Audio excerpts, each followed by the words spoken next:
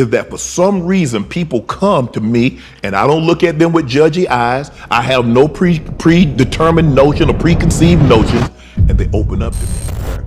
That's what they're upset about, because if you look at a lot of these people that's been on other podcasts. Shannon Sharpe's podcast, Club Shay, has been skyrocketing in popularity, especially since his explosive interview with Cat Williams. This year alone, Sharpe has conducted several revealing interviews that have ruffled feathers among some of the most powerful figures in the industry, including Diddy, Oprah, and Tyler Perry. Reports suggest that these celebrities are not happy with the revelations and are attempting to cancel the show while also trying to undermine Sharpe personally. Sharpe has claimed that after being pressured to remove certain interviews, he refused, leading to threats from these stars. He's now hinted at having even more incriminating information about them, which he might release if they don't back off. It's clear that he's not backing down, and the tension surrounding his show has only increased since the Cat Williams episode. In a recent interview, Sharpe shared more about the celebrities who tried to sabotage his podcast and the threats he's been receiving. Those who once eagerly sought a spot on his show seem to have vanished. While the entertainment industry has always been chaotic, the lengths some are going to silence Sharpe are alarming. Rumors are swirling that his safety may be at risk as opposition intensifies. The stakes have never been higher, and Shannon Sharpe is ready to take on anyone who stands in his way. I didn't know it was gonna cause this kind of ripple. I didn't think it was gonna move me in the direction. I'm glad it did. I understand what comes along with that. But if you remember. In the same interview, Shannon Sharpe opened up about the wild experiences he's faced since the viral Cat Williams episode earlier this year. He discussed his recent conversation with Cam Newton, highlighting why celebrities feel at ease sharing their secrets on his podcast. Sharpe explained that he sets a comfortable tone before each interview by assuring his guests that they don't have to discuss any topics they're not comfortable with. This approach allows them to share their stories authentically and without pressure. I said, is there anything that you don't want to talk about? I always ask the guests that.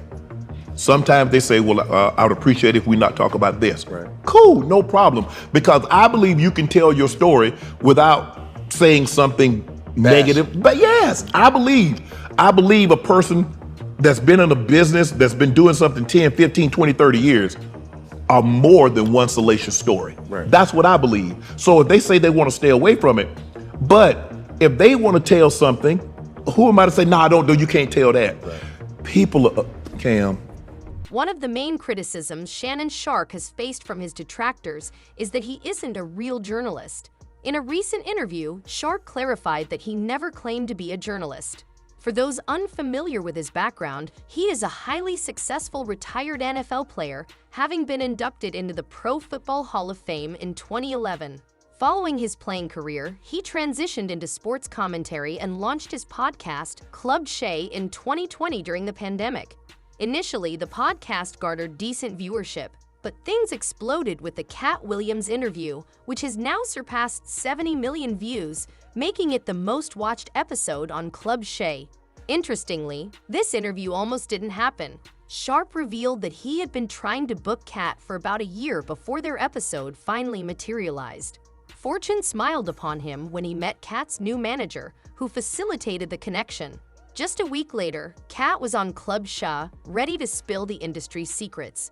Williams was fully aware that his appearance would create a significant buzz, and he made that intention abundantly clear. They all coming. No, they ain't. Are you kidding? Nah. Hey, I promise you. I done got all the rest of them. I done got the ones. I promise you, everybody trying to double back. You're going to be having to beat them off with a stick. You won't let him. They're coming. Much as... Cat Williams was spot on when he predicted the ripple effects of his appearance on Club Shay. While Shannon Sharpe was reveling in the podcast's newfound success, he noticed that some people in the industry were less than thrilled and were actively trying to undermine his show. Some upset celebrities began labeling Sharpe and Club Shay as troublemakers, accusing him of inciting drama in Hollywood following the Williams interview. The situation escalated further, with reports that high-profile figures, including Oprah and Diddy, were allegedly working to dissuade other celebrities from joining Club Shay.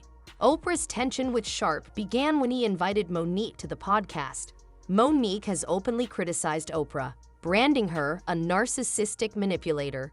She accused both Oprah and Tyler Perry of sabotaging her career after she refused to participate in an unpaid, unscheduled press tour during their collaboration on the film Precious. This decision reportedly infuriated Oprah, leading her to spread rumors about Monique being difficult to work with, a conflict that has lingered for years. Because Cookie from the show Empire, I was offered that role. Now Taraji tore it up, baby. Listen here. However, I was offered that.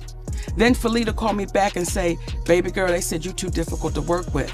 But you hear on the audio that a man told David Talbert I was difficult to work with.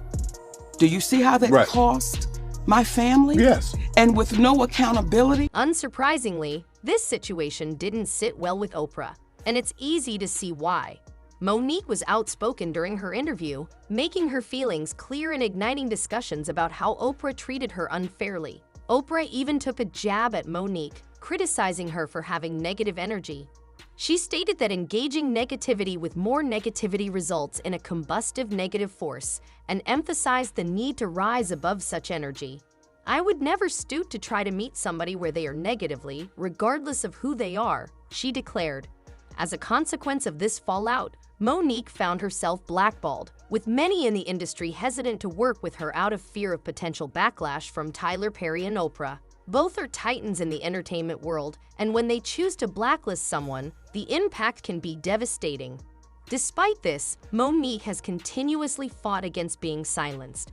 Once she realized she was being blacklisted, she boldly called out those responsible, determined to reclaim her voice and career in the industry. I got labeled as difficult because I said one word, and that was no. Now I said no to some very powerful people. What Tyler Perry showed me, Lee Daniels, Oprah Winfrey, and Lionsgate. When you don't do what we ask you to do, we'll take your livelihood. Just how desperate was Diddy to get Cat Williams in his bed? Offering $50 million for a single night is nothing short of outrageous, and it seems like Diddy relishes the thrill of the chase. The situation surrounding this was quite messy, especially since Cat's revelations about Diddy's parties came just 2 weeks after Cassie filed her lawsuit against him, accusing him of gross misconduct. With Cat's explosive video racking up over 70 million views, it's likely Diddy didn't appreciate the added scrutiny. Then there's Tyler Perry, who also faced scrutiny after Monique's allegations against Oprah. It wasn't just Oprah who blackballed Monique. Tyler allegedly played a significant role in that as well. Both produced Precious, and they were reportedly frustrated that Monique refused to work for free, leading to them tag-teaming against her. Tyler has always denied these claims, insisting that he had nothing to do with Monique's blacklisting and that any issues in her career were solely her responsibility. During her appearance on Club Shay, Monique brought a fierce energy, particularly when she called out Tyler Perry for allegedly ruining her life. She initially wanted to give him the benefit of the doubt and reached out, hoping it was all a misunderstanding. However, when she confronted him, she claims he outright lied and played mind games, acting as if he didn't know what she was referring to. Monique revealed that Tyler eventually apologized, acknowledging he had messed up and promised to help clear her name and revive her career, but that never materialized. After that, she said he ghosted her completely. I've had to turn down $50 million 4 times.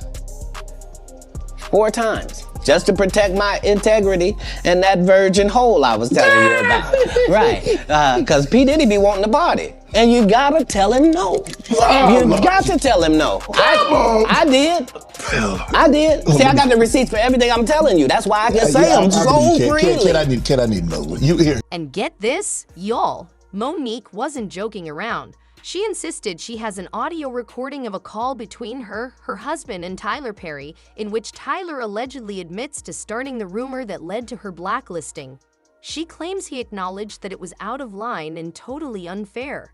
Given all this, it's honestly not surprising that Diddy, Oprah, and Tyler would want to shut down the podcast, especially since it has cast them in such a negative light. To make matters worse, Shannon has been hinting that he has even more dirt on various celebrities that he plans to spill. They're clearly trying to prevent him from leaking this information because they know it's going to be explosive. Fans are buzzing with curiosity, leaving comments that the industry hates what it can't control.